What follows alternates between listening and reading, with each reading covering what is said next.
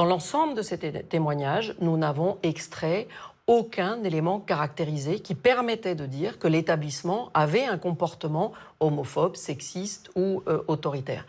Nous n'avons eu aucun témoignage d'élèves nous disant qu'ils avaient été eux-mêmes stigmatisés ou victimes d'homophobie. Est-ce que vous nous confirmez aujourd'hui ces déclarations tenues devant le magazine Complément d'enquête en octobre 2024 ?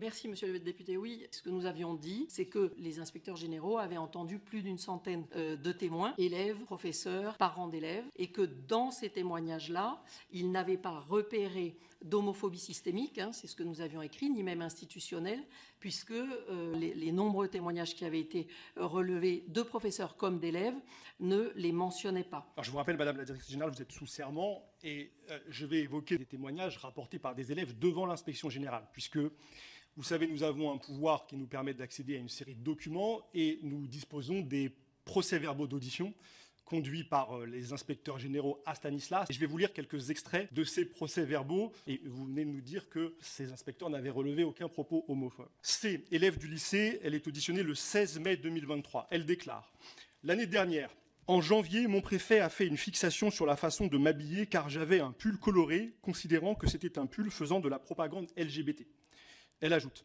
« À toutes les récréations, j'ai entendu l'insulte PD devant des préfets sans que les élèves soient repris. » Des parents d'élèves, auditionné le 16 mai 2023. Il nous a raconté une anecdote, ce parent parle de son enfant, dans un groupe de garçons étaient assis et qu'un préfet leur a dit « On n'est pas dans le marais ici. » A, élève, auditionné par l'inspection générale le 8 juin 2023. Dans le cours de l'une de mes amies, l'année dernière, l'aumônier a demandé à une fille qui portait un masque bariolé pourquoi elle portait un masque d'homosexuel.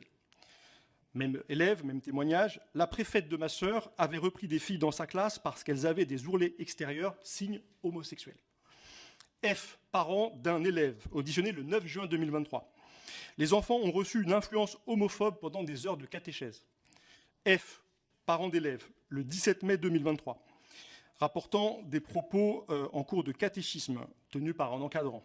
Quand on est catholique, on ne peut pas être homosexuel, ça se soigne.